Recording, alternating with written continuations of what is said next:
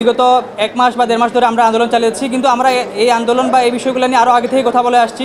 বিগত 1-1.5 মাস ধরে এটা একটু জোরালো আকারে সারা বাংলাদেশে ছড়িয়ে পড়েছে।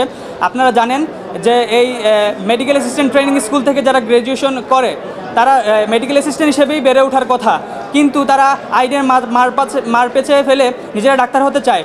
তারা যদি আজকে এই রায় একটা স্বাস্থ্য খাতে একটা ইতিহাস হয়ে থাকবে, আজকে রায় যদি আদারওয়াইজ যাইতো তাহলে বাংলাদেশে চিকিৎসা ক্ষেত্রে অপচিকিৎসার দ্বার উন্মোচিত হইতো। আমরা মনে করি আজকের এই ন্যায় বিচার প্রতিষ্ঠানের মাধ্যমে বাংলাদেশে যত প্রকার অপচিকিৎসা আছে সেই অপচিকিৎসার দ্বার টোটালি ক্লোজ হয়ে গেছে, এবং আমরা আশা করব এই রায় যাতে অবিলম্বে বাস্তবায়ন হয় এবং উপজেলা লেভেলে, জেলা লেভেলে, ইউনিয়ন পর্যায়ে লেভেলে সিভিল সার্জন এবং ইউএইচএফপিও যারা আছেন তারা যাতে এই রায় অনুযায়ী দ্রুত কাজ করেন, এবং যত প্রকার কোয়াক আছে, যারা তাদের কোনো অধিকার নাই ডাক্তার লেখার, যারা মেল প্র্যাকটিস করতেছে, যাদের কারণে অ্যান্টিবায়োটিক রেজিস্ট্যান্ট বাংলাদেশে মারাত্মক আকারে ছড়িয়ে পড়ছে, স্টেরয়েডের মিসইউজ যারা করতেছে, এই লেভেলের প্রতারকদের বাংলাদেশের মাটিতে জায়গা হবে না, তাদেরকে শক্ত হাতে দমন করা হবে আইনি প্রক্রিয়ার মাধ্যমে। আমরা এটা আশা করি।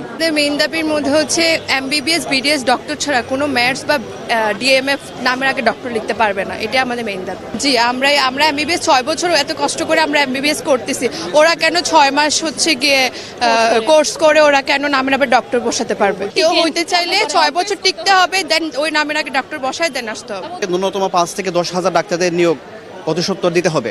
এর কারণে আমি আপনাকে বলি, দেখেন উপজেলা পর্যায়ে আমরা এখনো দেখি বিভিন্ন উপজেলা হেলথ কমপ্লেক্সে যতজন ডাক্তারের প্রয়োজন ততজন ডাক্তার কিন্তু নিয়োগ দেওয়া হয় নাই।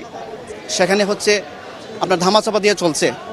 কর্তৃপক্ষ বারবার রিকোয়েস্ট করতেছে, কিন্তু সে পরিমাণ নিয়োগ পাওয়া যাচ্ছে না, তারাও কষ্ট করে চলতেছে।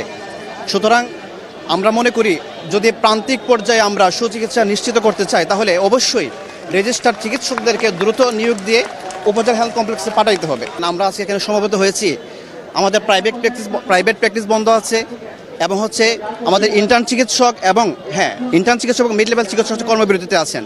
কিন্তু যাতে জনসাধারণের যাতে ভোগান্তি না হয় সে কারণে আমরা সকল ধরনের এমার্জেন্সি চিকিৎসা কিন্তু আমরা চালু রেখেছি।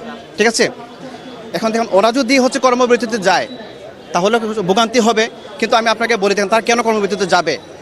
আজকে প্রধানতম যে দাবিটি সেটা হচ্ছে তারা ডাক্তার লিখতে পারবে না, তারা যখন ভর্তি হয় মেডিকেল অ্যাসিস্ট্যান্ট ট্রেনিং স্কুলে তখন তারা জানে তারা কিন্তু মেডিকেল অ্যাসিস্ট্যান্ট হবে, পরের সময়ে জানে, বের হওয়ার পরেও জানে, কিন্তু একটা সময়ে গিয়ে হয়তো তারা আত্মপরিচয় সংকটে ভোগে, যে কারণে তারা মানুষের কাছে পরিচিতি লজ্জা বোধ করে যে আমি তো মেডিকেল অ্যাসিস্ট্যান্ট। আমি ব্যক্তিগতভাবে মনে করি তখন তারা অনুভব করে আমি নিজের নামের শুরুতে ডাক্তার লাগাই, কিন্তু আদতে সেটা সঠিক না।